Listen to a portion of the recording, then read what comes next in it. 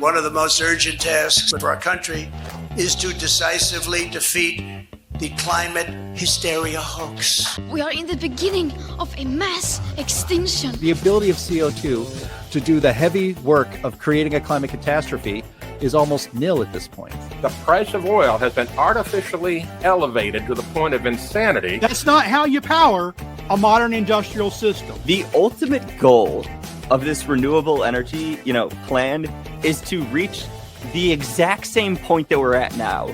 You know who's tried that? Germany. 7 straight days of no wind for Germany. Their factories are shutting down. They really do act like weather didn't happen prior to 1910. Today is Friday. That's right, Greta. It is Friday, and it is our favorite day of the week. And not just because the weekend is almost here, because this is the day the Heartland Institute broadcasts the Climate Realism Show. My name is Jim Lakely. I'm vice president of the Heartland Institute.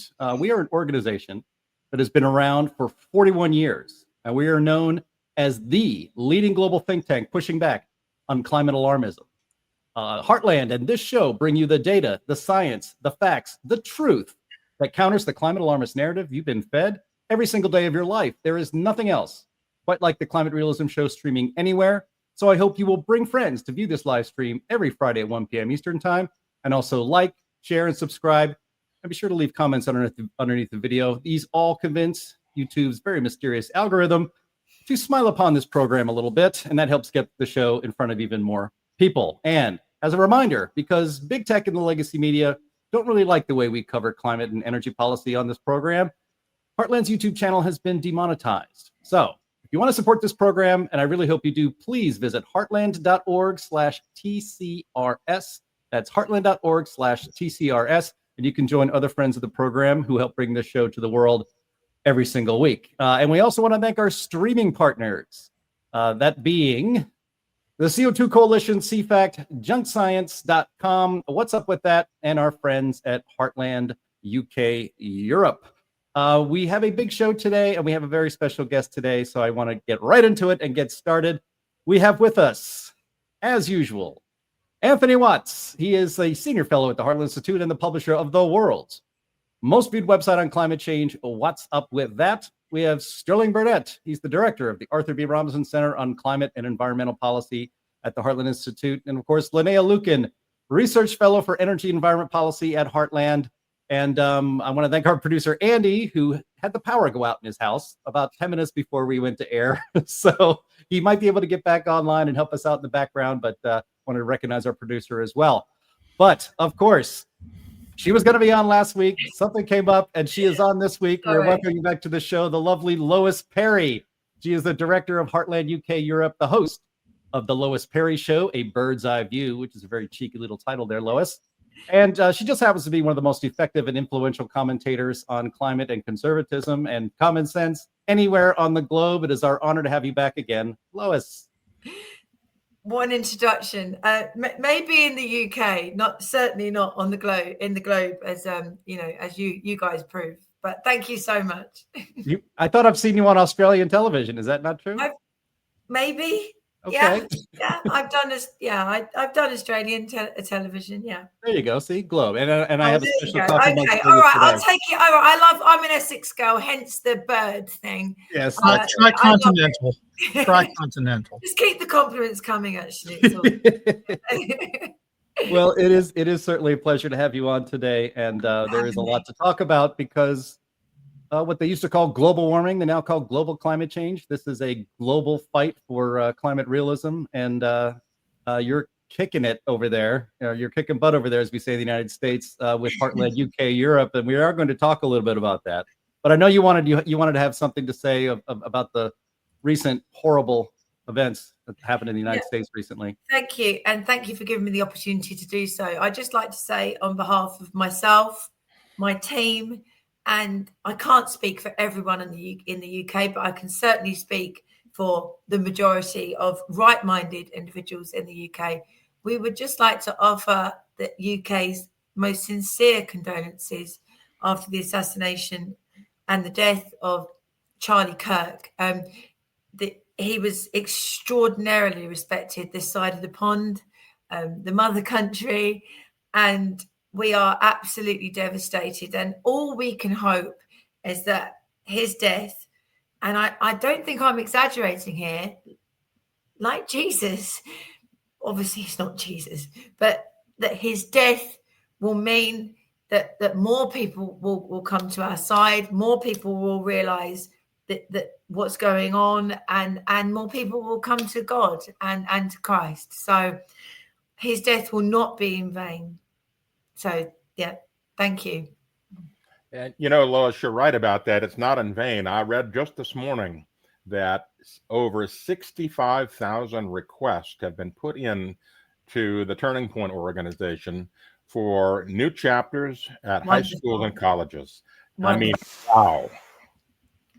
My son, he'll tell me off actually. I'm going to do it anyway. So my son, he's 22. I was a child bride, obviously.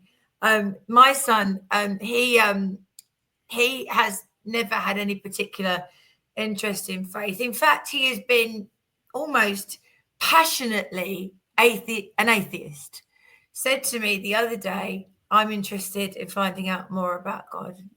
I don't want to be on the side of the people that are making these horrific comments about Charlie Kirk. And I thought, I need to be a little bit balanced here. I said, well, it doesn't mean you're a horrible person because you don't have faith. Lots of people who don't have faith that are good people. But he said, yeah, but there's something that Charlie had that I want. And I thought, my goodness, my son, who's been a passionate atheist, unfortunately, for all this time, saying that gave me such extraordinary hope. I think we're good.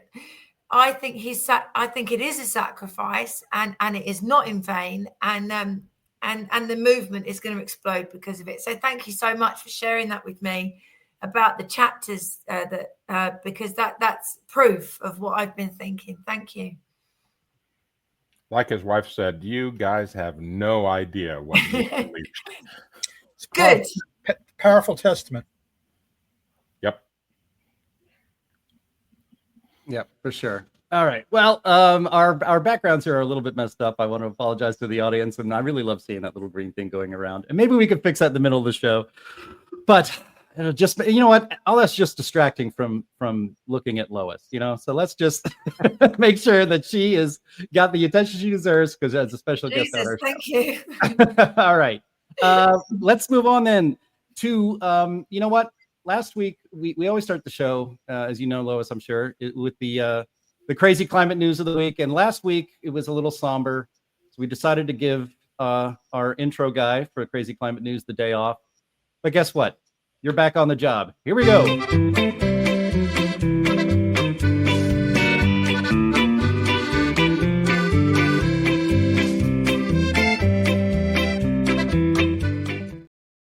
All right. Thank you again, Bill Nye. Only 1 week off for you. All right. So we're going to get to our crazy climate news. The first one here comes to us from the Daily Skeptic. I titled it in the sidebar, which you can't see right now, Dying to Save the Planet. And the headline here is funerals should comply with net zero, says Labour Party in the UK. So, apparently Labour wants to scrap gas cremations and make families say goodbye in eco-friendly wicker or bamboo coffins instead. And they link over from the Daily Skeptic over to the Telegraph. I'll read a little bit from this. New rules for crematoria drawn up by the UK Environment Department are set to be upgraded to meet both new pollution standards and the UK's commitment to reach the target of net zero by 2050, championed by Energy Secretary Ed Miliband. Your favorite person over there. My favorite quote. Yeah. Under the plan, the government will seek to cut emissions of greenhouse gases and other pollutants, including mercury from dental fillings and airborne toxins from burning coffin glue and embalming fluid. Draft rules also suggest crematoria burn bodies one after another with no gap to retain heat and save on gas. A tough target for an industry that relies almost entirely on gas-fired ovens. DEFRA makes clear that the burning coffin and corpse will generate emissions even if powered by green electricity. Oh my gosh. There is, however, a downside to cremations powered by electricity, which is that they take much longer. Cremations in gas ovens, quote, range from as little as 50 minutes to more than 2 hours, depending on body size, unquote. But, quote, cremation times on electric cremators are longer, the guidelines warn. Industry estimates suggest that cremating a large corpse would take up to 3 hours in a crematorium powered by low-carbon electricity, twice as long as with gas. Anthony, I know Lois is going to weigh in here, but I want to start with you. This is just really gross. I mean, is there literally no aspect of life that the climate zealots won't micromanage? That's even exactly something what this I was grim? thinking. Yeah, they want to get control of every aspect of your life, and they use the guise of, we're going to burn up from climate change if we don't change our lives. And it's an absolute lie what they're getting into. I mean, the bottom line is that when you look at temperatures, like, for example, the Central England Temperature Index, it has not changed significantly for a couple of centuries. The same thing goes with the U.S. Climate Reference Network in the United States since 2005. There's no significant changes. The idea that we are getting hotter from climate change is not supported by the data. Yes, overnight temperatures have gone up, but that's mostly due to the UHI effect and the microsighting effect that I have exposed in the 2022 climate report at Heartland about weather stations. And the UK is seeing now the same thing. We've got a great group of people over in the UK that are with the Daily Skeptic and others. They are going through and looking at all these weather stations, and they have found that the Met Office weather stations are even worse than the United States. And they've commissioned news stations where they don't even pay attention to the sighting. They're 4s and 5s on the scale, which are considered unacceptable by the World Meteorological Organization. So, the whole temperature data is just not supporting that we are getting a real crisis with climate. But the people that are dumb, like Ed Miliband, as we call him here, don't pay attention to that. They don't actually look at the data. They do not actually pay attention to history. They're only looking at the rhetoric that comes out in the latest press release, and that's what they latch onto, and that's what they use to try to control our lives. Rant over. I'd like to weigh in on this. I was the one that shared the story, and you're right, Jim. There's no aspect of our lives that they don't want to control. Evidently in the UK, even more so than here, it's sort of cradle to grave, literally grave, climate mandates. They don't want you to have children now, right? They're constantly haranguing people, saying children are bad for the planet. They'd like one child or no child, China type policies, I suspect, if they had their wish. And now they want to tell you how to care for your loved ones post-death. They, despite the fact that the electric cremation, let's be clear, it might be 3 hours, but it could be as many as 5 hours. If you've got multiple, they want you to do them back to back to back. That could stack up for days, as opposed to moving through a number of bodies in a single day. It could take much longer. And of course, where does your electric power come from? Are you going to be able to cremate people on the days the wind isn't blowing? The sun isn't shining for a week. Good old sunny UK. Oh, wait, it's not. Will you have the power to run the electric crematoriums? Well, yeah. It's the irony. It could create more emissions, and it's just none of their business. Lois? No, you're absolutely right. And the irony is, obviously, because nobody could afford to heat their homes in the UK, our costs being 6 to 8 times more expensive than you guys, because we're not fracking, that people will be freezing to death. So they will have, extra people needing to be cremated in the winter where there's no wind and there's no solar. So how are they going to do these eco funerals? You're going to have extra bodies because of net zero, and then you're not going to be able to cremate them because of net zero. So where does real life actually, where does reality actually come in. But it's interesting what you say about Miliband. I had a good friend of mine who retired a few years ago. He was the head of BBC Radio 2. He was a good guy. He was a bit of a woke, but he was okay. Anyway, so I went to his retirement party and Ed Miliband was there. And I said, at that time, I was heading up a climate realist organisation, nothing on the scale of you guys, very small, but influential organisation in the UK called Car 26. And I said, I don't believe in the science. And he was mortified. I mean, completely mortified. So he said, I need to talk to you. And it was a bit weird. He kept putting me off. He wanted to talk to me. And then he'd go a bit strange. And then he'd have a drink. Then he'd come back and pull me off down to the stairwell to lecture me about the dangers of CO2. And he kept going, you must come into Parliament, Lois. You must hear. It's real. It's real. And you know what? I actually believe that, look, I believe he is a Marxist, 100%. We know that. But I also believe he's really bought into this stuff, hook, line and sinker. And he's a zealot. And zealots are dangerous. He's a zealot for communism. But he's also, I genuinely believes all this gumph. I really, really do. So absolutely. So yeah, so we'll kill them all off in the winter and then we can't cremate them. Good plan. Well done, UK. God, it's embarrassing. But you should. England doesn't have a lot of space. I know that. No.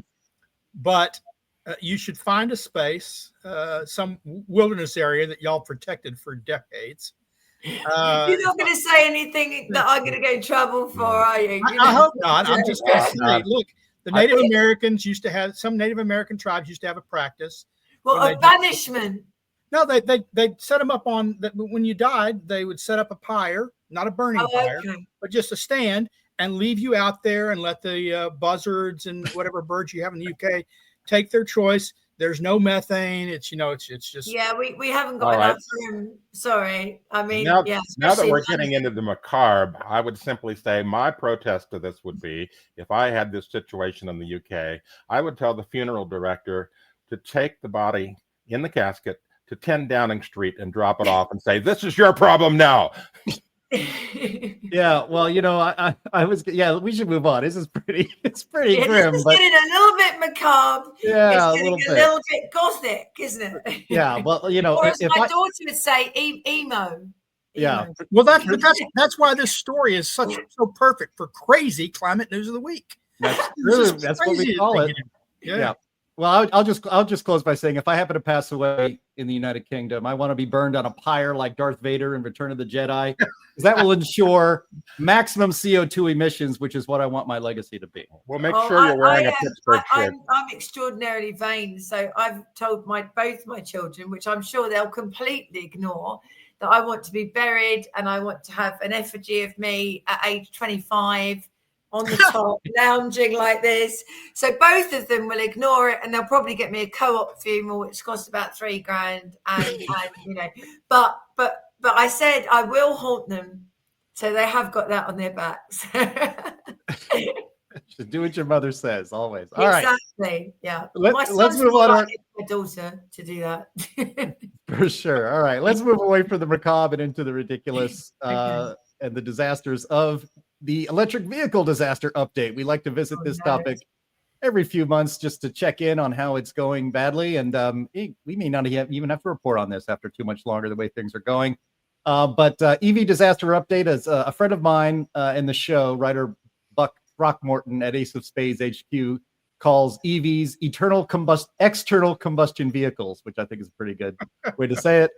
That's what EV stands for. Anyway, this comes from the publication Canadian Manufacturing. Quebec pulls all 1,200 Lion electric buses off roads after school bus fire.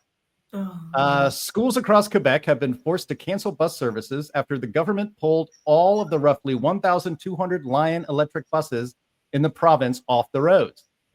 The provincial government said it took the precautionary measure after Lion electric school bus after a Lion electric school bus caught fire in Montreal earlier this week. Several children and a driver were inside the bus when it caught fire, but nobody was injured. In a joint statement on September 11th, Education Minister Sonia Labelle and Transportation Minister Jonathan Julien said a, quote, defect may have caused September 9th's fire. Quote, the preventive vehicle inspection operation will take place all weekend to allow normal school transportation to resume as quickly as possible, they said. If adjustments to the vehicles are necessary, alternatives will be offered to parents for transporting their children to school next week. Now, the story does go on to say, or claim, I'll just say it that way, that batteries were not the cause of these fires. And that seems, I don't know, pretty suspicious to me, but let's take their word for it. History, however, says it's only a matter of time until they become external combustion vehicles because of their batteries. And then there's another story here related to electric vehicles. This comes from USA Today. The Ram 1500 REV has been canceled. Stellantis shifts energy strategy as EV demand drops. And let me read a little bit from this. Ram is pulling the plug on its electrified pickup truck. Initially called the Ram 1500 REV, the fully electric pickup was slated for market in 2024. Then it was delayed until 2025. Then it was 2026. Recently, the deadline was moved to 2027. And now the automaker has canceled the whole program, the company announced on September 12th. Quote, as demand for full-size battery electric trucks slows down in North America, Stellantis is reassessing its product strategy and will discontinue development of a full-size BEV pickup, the company said. Ram now says that the nameplate of the now defunct EV pickup will be transferred to what was previously known as the Ram Charger, a Ram 1500 on a range-extended powertrain, which is slightly different from a full battery-powered electric vehicle. The range-extended pickup truck is projected to go on sale in 2026. Now, the idea is that Ram, the 1500 REV, will use power from the battery to power the vehicle forward, and it will drive and feel like an EV. However, the battery is powered by an internal combustion engine in the truck that runs on gasoline. So the battery will not have to be plugged in to be charged, although that is an option. You simply fill up the tank and drive the car. So that's not exactly a hybrid, but an EV powered by an internal combustion engine. I don't know. Maybe there's going to be a market for this. Sterling, we always go to you first when we get to these crazy stories. But you know, we were told by very reliable sources that electric vehicles were the future. That the future is here now. Yep. What happened? So much to say. First off, I believe that that school bus fire wasn't due to the electric battery, just like I believe that Portugal and Spain's electricity failure last year wasn't due to wind and solar. In other words, I don't believe it. It's interesting. If it wasn't due to the batteries or to the unique structure of operating a battery-powered bus, then why did they pull all the battery-powered buses, but none of the diesel off the road? What's the difference? Oh, the battery and the battery pack and the electrical system working the batteries. You know, they've got a problem. It's not just in the UK. It's not just in Canada. They have found that buses don't complete their routes, stranding children, especially during bad weather, like in the snow in Maine, where you don't want your bus dying on the side of the road with no heating. And the problem is compounded by the fact that Lion and Proterra, another electric bus manufacturer, have now both declared bankruptcy. Lion had multiple billion, I think 4.1 billion or 1.2 billion, I forget how many. In 21, that was its value. It sold in bankruptcy for less than 100 million. They aren't honoring their warranties because a company that's out of business can't, fix things when they're broken. In the U.S., we've subsidized hundreds, if not thousands, of these electric buses being bought. Many of the diesel buses were trash, not recycled, because we didn't want to go back to diesel. We didn't want that option. So now they have to buy new diesel. The costs are higher. The cost of operating are higher. They don't run as long.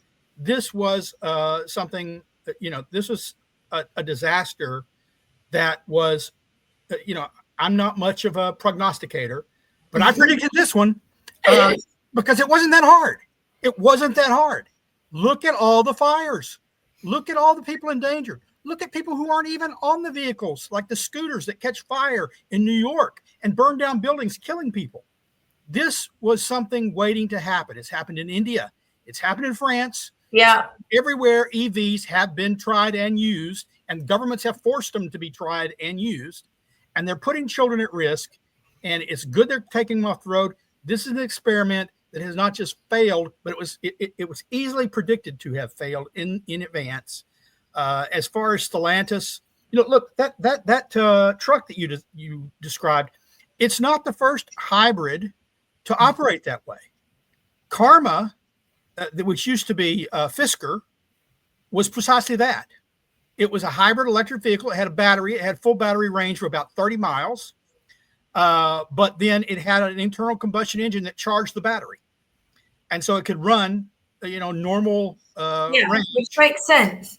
And BMW's i8 is the same thing. So Stellantis wasn't, they weren't trying to cop out. They do have batteries. The batteries run them for a certain amount of thing, but the internal combustion engine charges them. It's a different kind of hybrid. It's actually the only kind of low emission vehicle I support, because you got the internal combustion engine backing you up or providing power. That's what diesel electric motors do, right? It charges. It does. My understanding is that the fact that it generates energy by being a normal ICE vehicle charges the battery so that it can work. That it can actually be quite good, But Yep. but the climate change conundrums would have us believe that this was some sort of panacea. That the electric car was going to save us all, and it was going to be good and clean, and you know what, all those annoying poor people wouldn't be able to drive. We don't want them on the road anyway. We don't really want them making a few quid. It's much better than at home, because we don't need them anyway, because we've got AI now. So I just get the feeling, and it's because of you guys being so amazing on the other side of the pond, that narrative is not the case now. It really isn't. It's not the case. The whole net zero, the whole electric vehicle, the whole ICE thing, the whole anti-fossil fuel, because of what you've done and because Trump is in power, I feel that that's not. Am I right to feel that? Am I right to feel that? Well, unfortunately, you're right. You're both right and wrong. Okay. Trump is getting rid of a lot of this stuff. I mean, he's just whacking it daily. We're winning. Good. Whack-a-mole. on green energy. But for some reason, the Trump administration has decided to continue to fund the network of EV chargers that the Biden administration. Really? Yeah, it was a surprise to me. Yes. I just found that out. So we're not going to build the thousands and thousands that Biden had wanted to do, but I think we're still on pace. We're still funding several hundred new national EV chargers, which I think is once again a waste of money that we should have avoided. I tell you what, even though you guys are doing that, it's still 1.5 billion trillion times better than what's going on in this country. I can tell you that for nothing. And Jim keeps pulling a Jim. He hasn't figured out that he's on mute. Oh, that's right. We were gonna do a pulling a Jim jar that we're gonna have out, and it's on my to-do list. I'm gonna make one. It is pulling a Jim. That's called keeping your mute button on and not noticing. But I would just add that the $7,500 tax credit for purchasing EVs, it ends today, September 19th, ends in 11 days. Yep. So at least, Lois, that Trump and the Congressional Republicans got the taxpayers out of the spiraling into the toilet EV business, and the government is apparently out of the EV mandate business. So good. Yeah. So if you're interested in an EV vehicle, get one while you can, I guess, because the sales of EVs Why would anyone want one? Yeah. Isn't it a bit like being castrated for a man driving an electric car? Honestly, now you're going to get us in trouble. Now you're going to get us in trouble. Back me up. If a guy picks you up in an electric car, you just say, no, it's not. I'm not going out with you, is it? Well, I'm really busy. I've suddenly realised that my cat needs to be brushed or something. Do you know what I mean? Like, you come up with a reason why not to get in the car, won't you? He's probably got a man bun. And, have a man bun And in we a have little bag, and then he'd ask you to go halves on the dinner. 100%. A Save the Earth sticker, and he wants to take you to the vegan restaurant. Not happening. Not happening. Yeah. Well, you know, America. I'm right, aren't I? Yeah. Yeah, I mean, America has a car culture. America has a car culture. Anthony is very familiar with it, and muscle cars, and you know all of that stuff. So yeah, maybe women, maybe single women can get us out of this mess. Electric car person. To be fair, you know, the EVs do have the added benefit, I guess, of you don't have to have a lighter or a match to start a bonfire. Sometimes, if you, I suppose it'd be more plausible if they pretended to break down, wouldn't it, on the way back? Yeah. They could just say they've run out of battery. Yep, just pull over. And yeah. Now that one, and if they know anything about electric vehicles, they couldn't say, "Oh, this is just a ploy." Yeah. No, you say, "Okay, all right." You know, I don't really believe you, but it's possible. It's possible. Yeah. Anyway, sorry, I'm being silly. Sorry. No, we like to have a lot of fun on this show, and so yeah, you could just pull up next to a comely young lady and have "I'm Burning for You" blasting from your speakers in your electric car, and see how that works out. But yeah, and it will run out very quickly, but because if you have the speakers on, apparently that winds the battery down. That's gonna be a short date. All right, let's move on to our next item here, which I've titled "We'll Never Have Paris." This comes from the New York Times, and this is in the very good news segment of our crazy climate news of the week. From New York Times Magazine, it isn't just the U.S., the whole world has soured on climate politics. The day has come, guys. The day has come. Their subhead is, how do we think about the climate future now that the era marked by the Paris Agreement has so utterly disappeared? I'll read a bit from this and try not to smile too hard and hurt your face. 10 years ago this fall, scientists and diplomats from 195 countries gathered in Le Bourget, just north of Paris, and hammered out a plan to save the world. They called it blandly the Paris Agreement. But it was obviously a climate politics landmark, a nearly universal global pledge to stave off catastrophic temperature rise and secure a more livable future for all. Heartland Institute, myself included, were there, by the way, during those negotiations. Barack Obama, applauding the agreement as president, declared that Paris represented, quote, the best chance we have to save the one planet we've got, unquote. Paris wasn't just a brief flare of climate optimism. To many, it looked like the promise of a whole new era, not just for the climate, but also for our shared political future on this earth. A decade later, we are living in a very different world. At last year's UN Climate Change Conference, COP29, the president of the host country, Azerbaijan's Ilham Aliyev, praised oil and gas as, quote, gifts from God. And though the annual conferences since Paris were often high-profile, star-studded affairs, this time there were few world leaders to be found. Joe Biden, then still president, didn't show. Neither did Vice President Kamala Harris or President Xi Jinping of China or President Ursula von der Leyen of the European Commission. Neither did President Emmanuel Macron of France, often seen as the literal face of Western liberalism, or President Luis Inácio Lula da Silva of Brazil, often seen as the face of an emergent movement of solidarity across the poor and middle-income world. This year's conference, which takes place in Brazil this November, is meant to be more significant.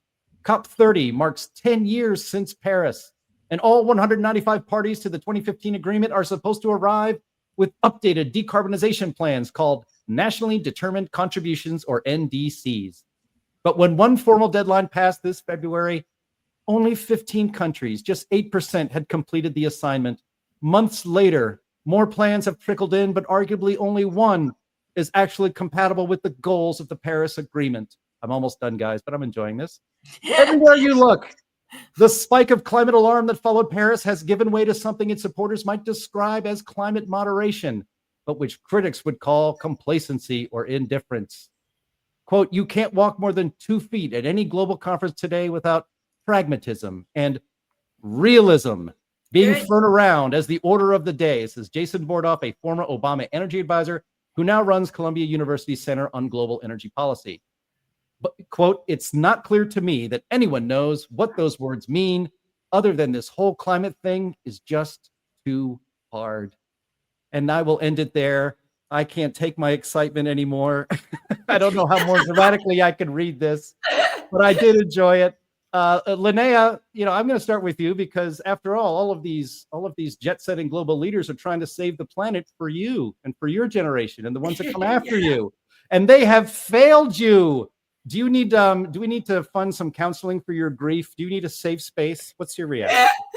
Well, you know what? They have failed my generation and younger, and that's by inflicting us with climate anxiety that's completely unnecessary. Totally. Right. So yeah, we have been afflicted by climate change, and it's because of the media, and it's because of our politicians who don't understand the science and don't intend on looking into it any deeper than they already have, which is to say not at all, other than, taking whatever it is that their assistants hand to them. But the Paris Agreement has been a joke since the beginning. One of our commenters pointed out that Stossel had a funny video about it, showing all of the countries and their promises, and it's all just like the West is just being fleeced, is basically what's going on with Paris. And it reminds me of every single time people talk glowingly about how green China is. And it takes an unbelievable amount of, I don't even know, just cognitive dissonance. Yeah, you're just ignoring all of the evidence, because he brags about how many wind turbine elements and how many solar panels they produce. Like, meanwhile, they're just paving over half of their land and building tons of new coal and everything at the same time. They say that they do not anticipate whatsoever in decreasing the amount of coal that they use. In fact, that they have told other countries that they plan on increasing how much coal they use over the next couple of years. You have to live in a completely different world to believe any of this stuff. Yeah, China's expanding coal imports right now, and it's having ripples on the world coal price market. China alone. They're using so much. Yeah, they're importing so much. It's not because they can't produce enough domestically. You're joking. Really? I should know that. That's bad. So sorry, Jim. They're having to import it. And that, of course, the importation is emissions, and that's affecting world coal prices. So, I wrote climate change. I've been writing Climate Change Weekly for a while now, and Paris was 2015. And if you read, you have to go back to the archives, but you read the 2 or 3 Climate Change Weeklies I wrote after Paris. And I pointed out that they knew that to some extent, the Times article is premised on a lie. Paris was never, even by their own lights, their own standards, Paris was never going to save the earth. And they knew it at the time. People, James Hansen said so. This is a fake agreement. It has no teeth. Why? The standards, all voluntary. Every country had to set its own emissions reductions goals. The general goal was under 2 degrees, but as close as possible to below 1.5 degrees. We were already locked in to surpass that. And the nothing in the agreement, it was what Hobbes said, covenant without the sword is but words. There was no penalty for not hitting any of your targets other than the next year's climate conference. They'd say, bad, naughty. You're a naughty child for not eating your peas, not hitting your goals. And they knew it at the time. What I'm saying is it was never going to save the earth. When they signed the agreement, they had the big conference, they had the big press release, but they knew at the time that this was not going to do what they said. And now for them to be bemoaning 10 years later, oh my gosh, we're not meeting the goals that were going to save the earth, when they knew they wouldn't save the earth at the time, is just, it's kabuki theater. Absolutely. Totally agree.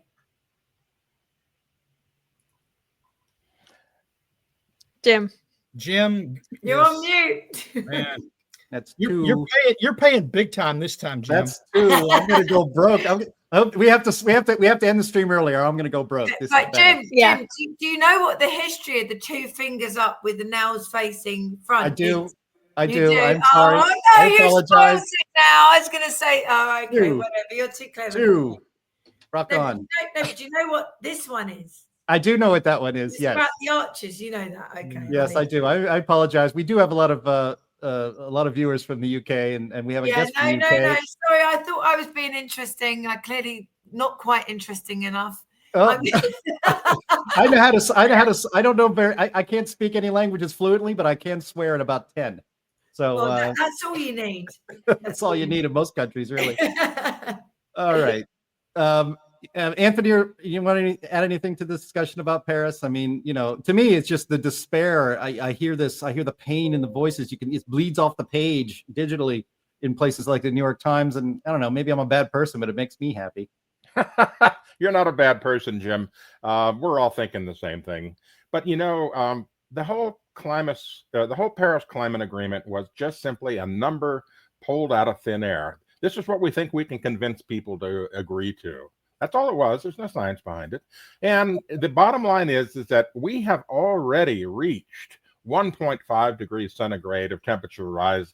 If you go back and you look at older records, back to about 1850, you will see that we've not only reached but exceeded that amount, and the world did not collapse. Death and destruction did not rain from the skies. And, it's just, I don't have any other word for the Paris Climate Agreement except it was bullshit. I'm sorry, that's all it is. Is that a technical term? Yes, that's a scientifically precise term. Thank you so much. Well, okay. The technical term is Defecus Maximus. Well, now it sounds like a dinosaur in Jurassic Park. Well, now we know Anthony knows how to state profanity in two languages, English and Latin. So that's great. Latin, yeah, it's extraordinarily impressive. I would just point out that since Paris, I believe we've had the last 3 conferences in petrostates. Yes. The Azerbaijan, where they praised it, right? The one before that was, I believe, somewhere in the Middle East. I forget whether it's Oman or the UAE. If it wasn't the one before that, it was the one before that. And now they're going to Brazil, which is a petrostate as well. It's the largest or second largest producer of oil in South America. They are not giving up their oil, contrary to their green credentials. They're increasing their output. Oh my God, who would have thunk it? Who would have thunk it? And to hold this conference, rather than, say what you will about Paris, say what you will about the UAE, where they held the conference, they held them in major cities, right? In places that you could get to.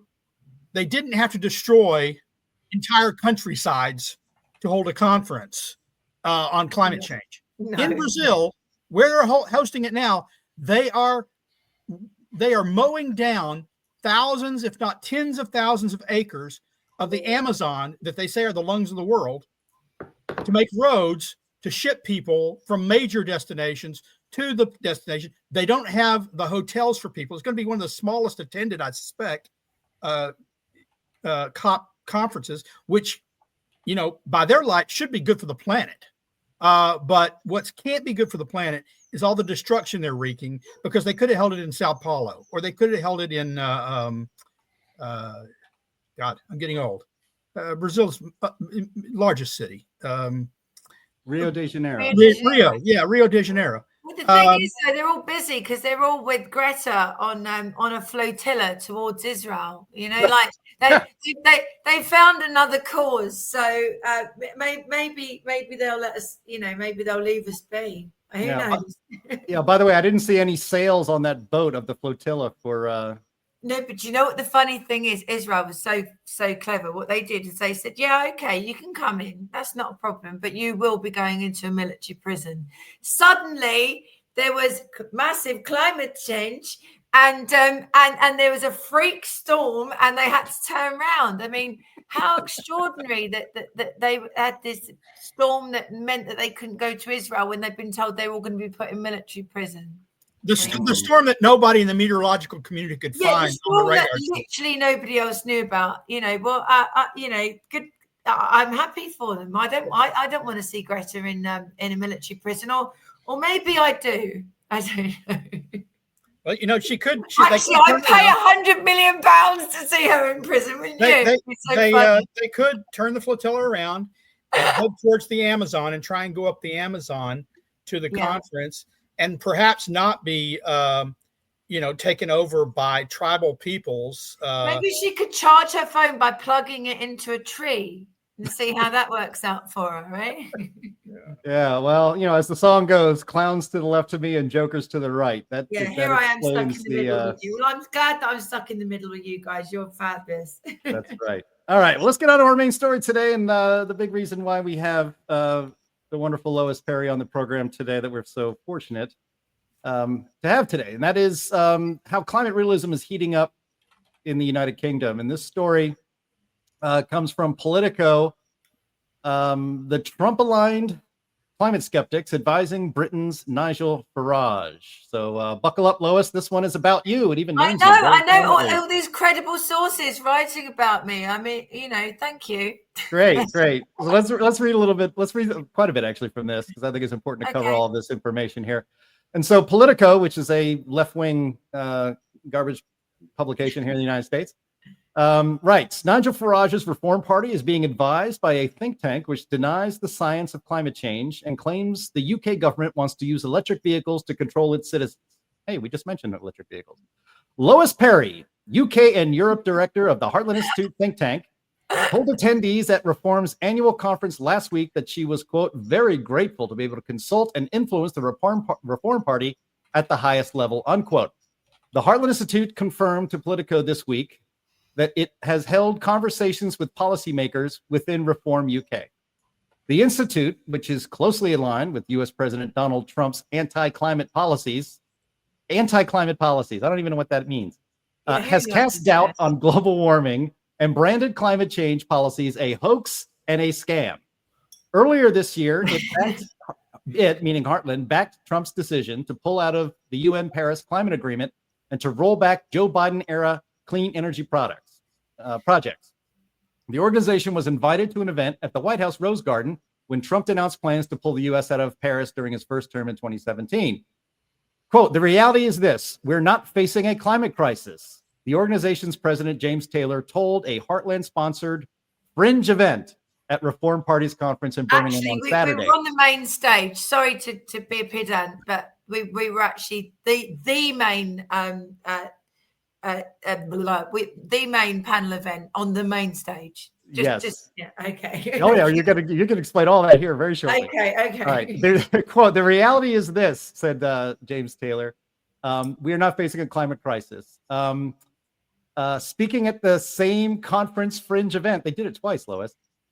Perry, a former leader of UKIP, said, quote, there's nothing wrong with CO2. CO2 is not a pollutant. There's quoting you there, Lois. She said that government net zero policies are, quote, bad for the environment and have been induced, quote, to control us. It's to tax us, is to take our money, and is to take our liberty.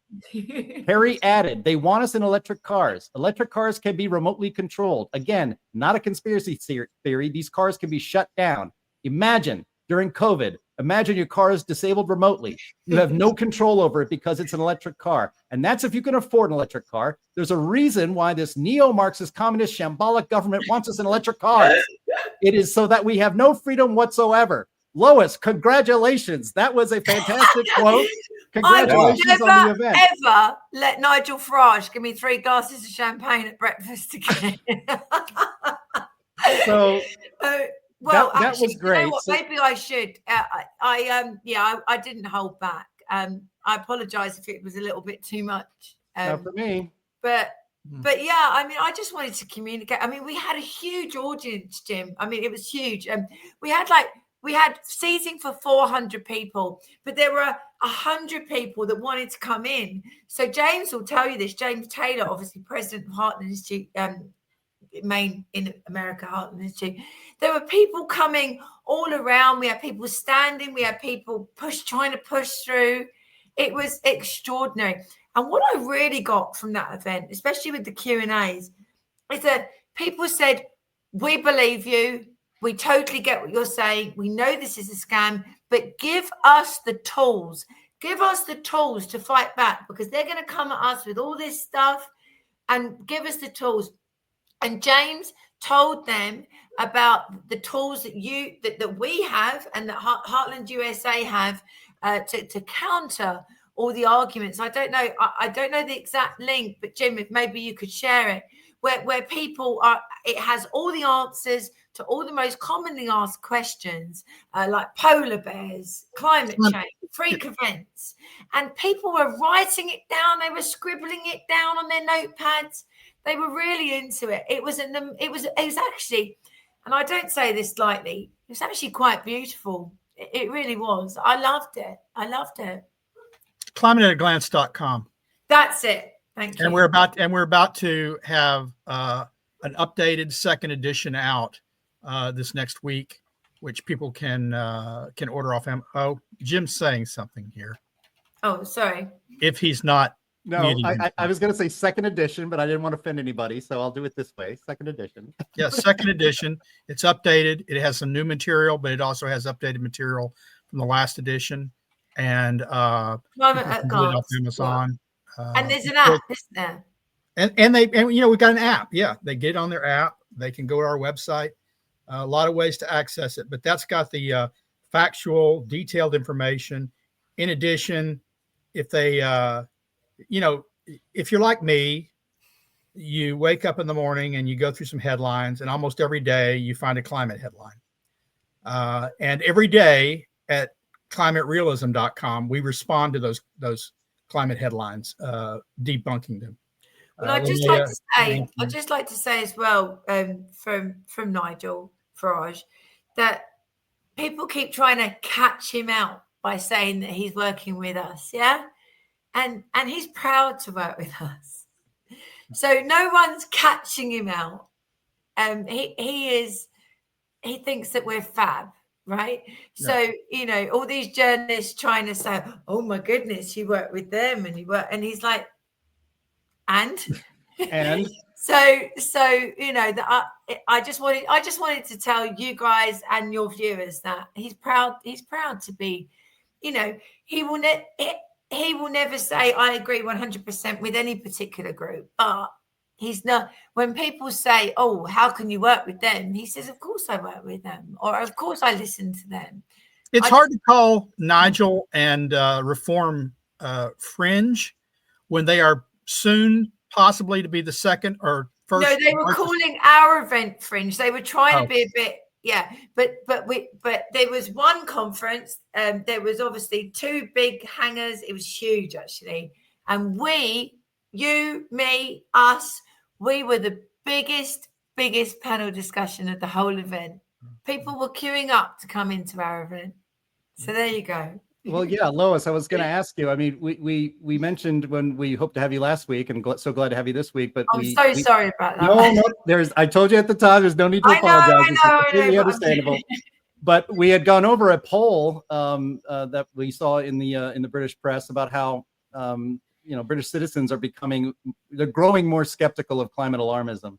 I think a 50% increase in attitudes like net zero is a loser, that the threat of human-caused climate change is grossly exaggerated. All these things, all these data points that the British people are coming closer to our side and your side of the issue. And then I saw, I had it in the show notes, but didn't put it up on the screen, but one of the MPs from the Tories has decided to leave the Conservative Party and move over to Reform UK. Yeah.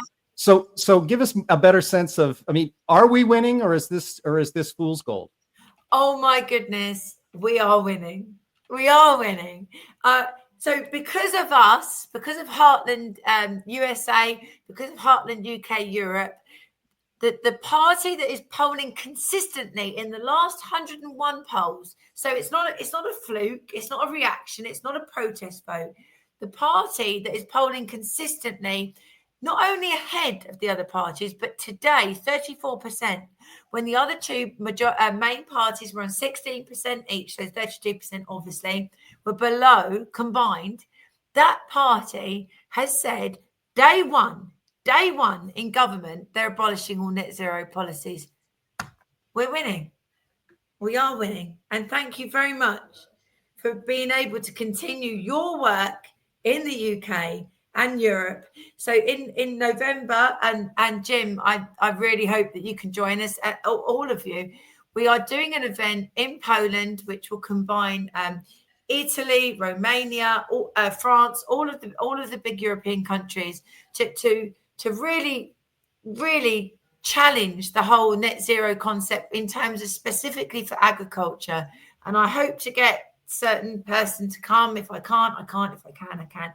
But it will be a big, big, big event because yes, we are winning the UK. Let's do Europe. This Heartland Europe together. You correct me if I'm wrong, Lois, but didn't Labour's MP, the Prime Minister, recently have to slap down some of Ed Miliband's climate plans as being too radical? Yes. They didn't get rid of them, but they tempered them. Am I wrong about that? Well, apparently Keir Starmer, he of the Ukrainian young men, sorry, right. So Keir Starmer wanted to fire Ed Miliband, and Ed Miliband refused to go, which is a testament to the weakness of his position. I personally think that there'll be a challenge to his leadership within 3 to 6 months. And look, I can say this because Nigel said this. We are semi-preparing for a general election in 2027. So hopefully things will be normal and like you guys before too long. Hopefully. That would be fantastic. I've not heard. I was 6 months ago, I was optimistic that may happen. And then I've been more pessimistic over the last several months. So well, it's good to have you swinging back. Nigel said it at the conference, Jim. He said that we are tentatively preparing for 2027. That's great. Well, I mean, you've done amazing work at Heartland UK. Thank you. That organization has only been stood up for about 10 months, and you're already being attacked. Here because you and James believed that that it was worth the punt, and I want to thank you for that. Thank you. Oh. Well, your success there is worth every minute of time that we've dedicated and to help stand that up over there. And you're doing well when you're being attacked by all the right people. I love it. Yeah. Bring it on. That's great. And I just want to, before we get into the Q&A, I also just wanted to mention that you can find the Lois Perry Show. It streams on X. It streams on YouTube. Is it on Rumble as well yet, or you can move there soon? But it's very easy to find. We need to rumble. Yeah. And so you had Lord Christopher Monckton on 2 weeks ago, so that was nice. Yeah. I enjoyed that show. So definitely just search for the Lois Perry Show on X or on YouTube and check out her archive. UK Europe X every Wednesday 7 to 8 p.m. for various reasons that you understand I won't go into now. But there wasn't a show on the Wednesday just gone, but there's going to be a massive show next week. So it's all good. Fantastic. Yeah. All right. Well, before we get into the Q&A, and again, congratulations, Lois, and continued success. And we hope to have you on the show quite often to talk about that success. I love being on your show. We love having you. So, all right, before we get to Q&A, I want to mention that how happy we are to have a sponsor for the Climate Realism Show, and that sponsor is Advisor Metals. Now, if like me, you listen to a lot of conservative shows like the Lois Perry Show, not necessarily that one, but for this idea, but because you don't hear them on her show, but almost every conservative show that's streaming anywhere has pitches for buying gold and silver and other precious metals, and there are just so many companies out there that can provide that for you. But we here at the Climate Realism Show want to tell you why you should trust our sponsor for this show, Advisor Metals. And it's the man who runs the company, and his name is Ira Brzezinski. Ira is the managing member of Advisor Metals. He is not one of those people that employs high pressure tactics and deceptive marketing ploys like many of the firms in so-called big gold. Ira also does not deal in so-called rare coins, which maybe are not rare at all. When you buy gold and other precious metals from Advisor Metals, you are dealing in quality bullion. And that is so much better to have in hand when it comes time to liquidate this very valuable physical asset. And when you buy from Advisor Metals, you're going to have your investment sent discreetly right to your home. And Ira, by the way, is advertising on our program because he is an America First patriot. He doesn't donate to Democrats or their causes. He refuses to work with proxies of the Chinese Communist Party. And he, like us and Lois, abhor the machinations and schemes of the World Economic Forum. And so we are very proud to have Ira as a sponsor with Advisor Metals. So if you want to diversify your portfolio, if you want to back up your IRA with real physical bullion and precious metals, go to climaterealismshow.com/metals. You can leave your information there, and Ira or someone on his team will get back to you and make this process very easy for you. Again, that's climaterealismshow.com/metals. And be sure to tell them where you heard about it and who sent you, because that helps us and this program while you're helping yourself. Thank you very much and for your attention to this matter. With that, we get to our, every part of the show is our favorite. It's the Q&A section. Linnea, please take it away.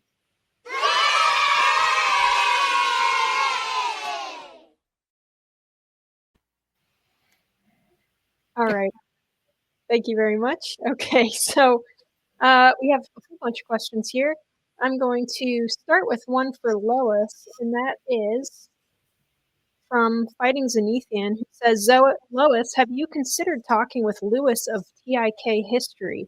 He has done great videos on World War II and debunked the privatization myth that leftists have perpetuated. Right. So, no, the answer is I haven't, but if he wanted to get in touch with me, and I'm not entirely sure what that actually means, the privatization myth that leftists have perpetuated. But if he would like to, maybe Jim could send forward an email and I can deal directly with that. Yeah. Okay. The answer is no, but I'm happy to look at it. No problem. All right. Our frequent viewer engineer guy asks, who saw Steve Malloy's post on LinkedIn regarding the Arctic sea ice? Yeah, what was that about, guys? Because I didn't see it. Oh, go ahead. Did you see it, Anthony? Yeah, I did, and now my brain has gone blank. I can't remember. Are you sure you haven't had I've got brain freeze from Arctic ice. I think it had to do with the Arctic sea ice not having gone down since 2012, 13 years and billions of tons of CO2 ago. That the sea ice levels were higher this year than last year, right? But they've hovered about the same. Yeah, he tweeted that too. He did tweet that too. Yeah. So yeah, the idea of that the Arctic sea ice is not cooperating with the alarmists because it's not melting. Sorry, guys. We still don't have a Northwest Passage from what they dreamed of from England to Russia without going around, either the North or South, the Cape of Good Hope or, Straits of Magellan. They can't cross the Arctic to get there. All right. Our good friend Stan Goldenberg says, so did President Trump help push King Charles towards climate realism, Lois? Well, I've been in a pretty tricky predicament recently because I'm an ardent monarchist, and I haven't got it on at the moment, but I've got a massive neon in my quite old-fashioned living room. It's 250 years old, but I've got a massive neon saying "God Save the Queen," and so it's been pretty tricky for me. I don't like to criticize our king. It's more about the institution of the king as opposed to a personal to an individual. But he has benefited, and you can't shy away from this, from extraordinary public subsidies to offshore wind, hundreds and hundreds of millions of pounds every year to the Duchy when he was Prince of Wales, and now that continues. So there's no way he could be perceived as impartial. However, there's a couple of things recently that has given me hope.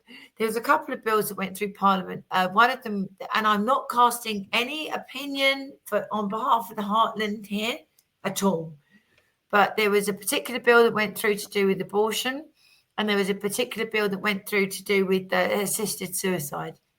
And he had his PR guy put a statement out that said that he was uncomfortable with signing these bills. Yeah, which made me think, okay, there is a traditional king in there. There is a heart. So, okay. So my answer to that question is yes, I do believe that Trump would have an influence. Monarchies have to adapt to survive. Maybe they previously thought they had to adapt to climate, to net zero and globalism and all of that jazz. Maybe now they're feeling that they need to pull it back. I quite like to be a dame one day and I quite like my son to be knighted. So, and what a pussy I am, eh? So I'm not going to criticize my monarchy any more than that, but I will say that we are pragmatic and my answer as an English person is yes. I think Trump would have had an influence on my king. Well, I'm glad to hear you say that. But when he was before he was the king, he was a prince. That's right. And he did make some claims when he was a prince. Like in 2009, we have 96 months left to save the earth. Can I just say something to you? My personal situation as an English person, you are a citizen. I am a subject. Okay, right? I can have opinions about my king, but I'm not going to criticize my king. Right. Even if I agree with every word you say. Now, if that makes me a sellout, and if that makes me, not a good person, then judge me accordingly. But I can't criticize my king, even if I agree with every single word you say. Can you forgive me for that? I'm not asking you to agree or disagree with me. I'm just saying, as a matter of fact, he made a prediction. No, I get it. He's not a climate scientist. He's not a climate researcher. No. He is above the pay grade of everyone. And I suspect he hasn't spent decades studying the issue. And he made a prediction of 96 months. 96 months has come and gone years ago. And we're still here. And we haven't solved the climate crisis, which is what he said was necessary to save us. So I'm not sure, king or not, on this side of the pond, and maybe anywhere else. You threw us out. That's why. If you guys keep arguing, I'm going to have to trade this in. To add insult to injury, you have a bloody dinner about it to celebrate it every year. I mean, what? And I've been invited to one. A very, very good friend of mine, Gary and Robin Mond, they've invited me to their Thanksgiving dinner. So I said, hang on a minute. So you were inviting me to a dinner to celebrate the fact that you hate our guts? And they said, yes. I said, oh, okay. Well, now the Thanksgiving celebration is not about getting away from England. That was more than 100 years before. Oh, okay. Oh, right. That shows me how ignorant I am. Sorry. Thanksgiving was the Pilgrims surviving. Don't try to take too much credit for it, Lois, because saying you hate my guts, now pass the mashed potatoes. That's a very American thing. Oh, I'm sounding ever so ignorant. I'm actually going to stop speaking now. No. Okay. All right. We're going to shift. We're going to find a science question if I can find one here, if we have any good ones. I do want to highlight this comment that was posted to the chat that I really appreciated here from Jacob, who said, I love looking up information on climate realism. Every time I see a climate alarmist headline, I look on the Climate Realism website to see the facts. Thank you so much, Jacob. We love that. All right. Let's see. Oh, DJ Bo asks, any news about the new 5-star resort they'll be building for the next climate conference? Can't make it up, can you? Can you make it up? Yeah. I'm sure it'll be net zero. the construction and the concrete and the diesel fuel to run the machinery, that won't trigger anything. Net zero benefit for the local economy. All right. Dolores asks, any news on non-lithium alternative electric batteries that have been reported in production? They are claimed to not have the fire problem. There's a lot of alternatives to lithium. A lot of those alternatives, though, are from what I understand, are very much constrained by weight. A lot of them weigh quite a bit more than the lithium ion, which is saying something. Most cars a while ago, I think they still are mostly lead acid batteries, which are different too. So there's a lot of different types of batteries. It depends. Ian McMillan says that his Prius has a nickel-based battery. So yeah, there's a lot of different batteries. It's just the lithium ion ones at this point have the energy density to weight ratio that's best for electric cars. And of course, the particles that are released from the weight of the car being so much heavier are so much more dangerous to health than any perceived or fabricated danger from CO2 emissions. The actual particles from the tires from the heavier cars, it's that the whole thing is topsy-turvy. I mean, Lewis Carroll wouldn't have even been able to imagine such a topsy-turvy Alice in Wonderland world. He really wouldn't.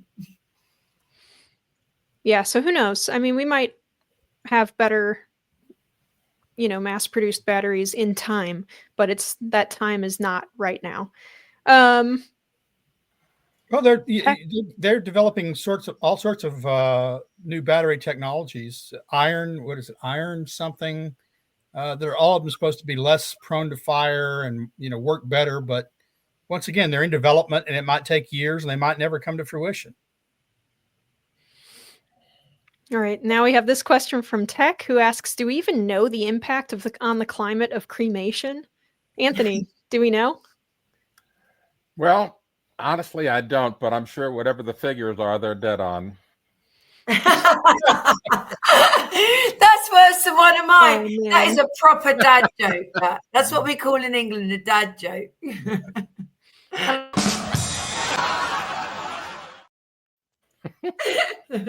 Give us that one. All right. So we also got a question from a viewer in email, which I can pull up from the back chat here, but I have it in front of me if you want me to read it. Sure, you can. Read it Go out, ahead. yeah. So, okay. So, this comes from one of our viewers. He emailed us at the Heartland Institute. He says he's an independent political economist and scientist, and he's been working on climate change issues for a few years now, really looking at the work of guys like Dr. Roy Spencer and other people that we work with at the Heartland Institute. And his question is this. It's kind of a technical question, but hey, if you reach out with a good question, we're going to try to answer it, and we'll do it on the air.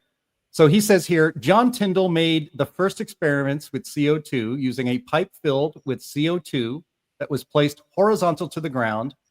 Then Svante Arrhenius, I'm sorry if I get that wrong, used moonlight measurements with the moon at very low angles to Earth's surface in order to estimate CO2's absorptive properties in Earth's atmosphere. Given that these two forms of measurement by Tyndall and Arrhenius would grossly overestimate CO2's heat absorbing properties, given these measurements are made horizontal to the Earth's surface, and therefore they eliminate the force of Earth's gravity, which is the most powerful force in the convection of heat. Is this then the point of original scientific mistake that has even been made by Tyndall and Arrhenius that has originally misled all of the overestimates of CO2's temperature heating properties today and even in today's climate models? And then he finishes up here saying, it is always very helpful to pinpoint the specific scientific mistakes that are made that led to scientific misinformation and therefore waste in order to correct them. If I am right, hopefully this can help with the coming litigations concerning the endangerment finding. Now, when I got that email actually personally to my email account, I forwarded it to our climate team, that climate team being Anthony, Sterling, and Linnea. So Anthony, I think you jumped in with some answers if you want to address that. Right. I did respond to that email in detail. And so I'm going to paraphrase some of the response. And I wrote back that you're right to question whether 19th century experiments by Tyndall and Arrhenius could possibly provide the basis for today's numbers. And the answer is they can't. Those measurements back then were relatively crude, and so they were really not much better than estimates. But the fact is that those are not being used in the models and calculations done today. The measurements that are used about CO2 came from modern spectroscopy, lab measurements, and satellite measurements.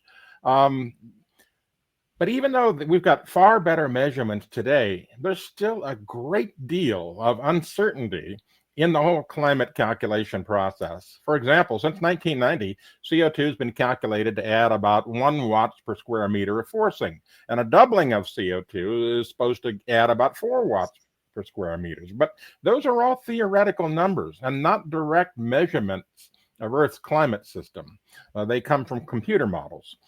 And so they're only as good as their assumptions. And that's where the problems begin. We put too many assumptions into climate models. And then when the output comes out, people that don't know any better latch onto that, like, the infamous RCP 8.5 that the media loves to tout, where they show this hellish hot future, which is totally impossible because there's not enough fossil fuel on the planet available to make the RCP 8.5 scenario turn out. So we get these people chasing after these phantoms that have been created, in the climate models. So, the real issue is that modern climate science leans heavily on models and assumptions that have known flaws and uncertainties while ignoring or minimizing biases in measurements like UHI or microsite sighting issues that make the problem look worse than it is in the measurements that we have. So that's why the question was important. The real mistake isn't from the 19th century. It's how today's climate establishment treats speculative model outputs as if they were hard facts. Yep. Thank you so much. That was great. We love the science questions on this on this channel. Alrighty. Yeah, to be fair to Arrhenius, he didn't have the equipment to do what we do today. Even the equipment we do today isn't necessarily accurate because it's built on, as you say, it's the outputs from climate models. But at the time that he wrote, he retracted one paper, and what he was pretty consistent on was that warming would be a benefit. He thought that the increase in CO2 in the atmosphere from power plants, we didn't have the cars then, would benefit us by greening the planet and doing crop production. And in that, he was 100% correct. He was. Yeah. Well, and two, you don't want to be too hard on the guys who are, kind of paving the way and not getting it quite right away. They were working with what they had, and they were doing some pretty darn good work with it. So and as a layman, I guess the science wasn't settled in the 19th century, just like it isn't settled in the 21st. Never settled. Yeah, Newton was a pretty smart guy, even though we don't use Newtonian physics anymore. Yeah, we do, just not in everything. Yeah. So Kwan says, has anyone tried to quantify the CO2 emissions from the Ukraine war? Well, no, of course they haven't, because the Ukraine war is a woke thing. So therefore, there won't be any analysis whatsoever about anything negative to do with it. And that doesn't mean that I'm coming down in favor of anybody on either side. But there's certainly vested interests on the left side, hasn't there, been with the whole ecosystem created by the war, or economic system, I should say. Well, remember, when the war, at the outset of the war, John Kerry said, let's not forget about the dangers of climate change and how the war. John Kerry can do one. Honestly, does anyone take any notice of anything he says anymore? And I tell you something, right? And I don't wish to be ageist. He needs to stop wearing jeans. There is a point, and I said this to my own father, right, who thinks that he's cool as anything in the entire planet, right? Yeah. I'd rather he wear jeans. No more denim. No more denim. I'd rather he wear denim than spandex. So Oh, Yeah, that's a parachute dark world pants. that you just Parachute planted in You everybody's guys dreams, rock Jim. denim, but John Kerry, it's not doing it for me. It really isn't. Okay, so Chris Nisbet asks, can Nigel start discussions with fossil fuel generation companies even before reform gets into power to reduce lead time a little? Big lead time for gas turbines, apparently. Oh, I've got to be extremely careful here. All I can say is that there's no flies on Mr. Farage, and any discussions that he feels would benefit the UK immediately on day one, which could be as soon as 2027 of his premiership, he would be having. But I would be, if I confirmed any such meetings. Was that How dare you? okay? An engineer guy says, any comments for Lois on Trump's visit to the UK? Oh, we loved having Trump over. It was quite interesting because there were certain aspects of the media that tried to paint it a certain way. It's so funny because literally the wokest TV channel in England did ITV did a poll on their channel, on their program, their flagship morning program called Good Morning Britain, and it was the question was, do you support Trump's visit to the UK? Obviously, they were expecting a different result. I think it was around 78% said yes. So that slightly backfired. So we were delighted to have him over here. And, we love you guys. We really do. They showed Thank the you. protesters. Thank you for giving us Trump. They showed the protesters and not the people cheering. No, the vast majority of ordinary, normal British people are chuffed to bits with Trump and common sense prevailing generally. So thank you. I like that phrase, chuffed to bits. We are. Is that an English thing? I didn't even know Yeah, that. no, Is that it? Oh, right. Okay. Well, Yeah. we're chuffed to bits. Definitely English. All right. So from a Rumble viewer, CCM591 says the article in Politico says climate change beyond scientific dispute, National Academy's report says. Has anyone had a chance to review the whole National Academy's Neither report? have I. Maybe that'll be a topic for a future show. I haven't we'll reviewed the entire report. What I do know is, because I was asked about it and I looked into it. So you have to look at the report. It was never going to be an honest assessment from the start of climate change. It doesn't address the causes or the question. It doesn't address the question of, is climate change happening? And if so, what's the cause? It wasn't run by any physicist. It was run by a microbiologist. And so rather than sort of a response to the report the DOE put out, which was sort of comprehensive, it focused on what the people supposedly knew so much about, which was biology and the impacts on humans of warming world or worsening weather. Because that's microbiologists, there were people in public health authorities, nobody that knew anything about real climate change, but people that knew their discipline, where they were getting funding from agencies, from the federal government for think tanks that have to do with public health and climate change. If climate change goes away, their funding goes away. Of course it does. So that's the report. Now, just last Thursday, a week from yesterday, was when they were going to finalize the members of the committee. They put out a provisional committee list. They asked for public comments. I provided public comments among thousands of others, suggesting who they should get on the committee. So less than a week, 5 days after they supposedly received all the comments and made decisions, they produced a big report. Now, does anyone think, it turns out they'd met 5 times, despite the fact that we're in an official committee yet, they'd met 5 times privately.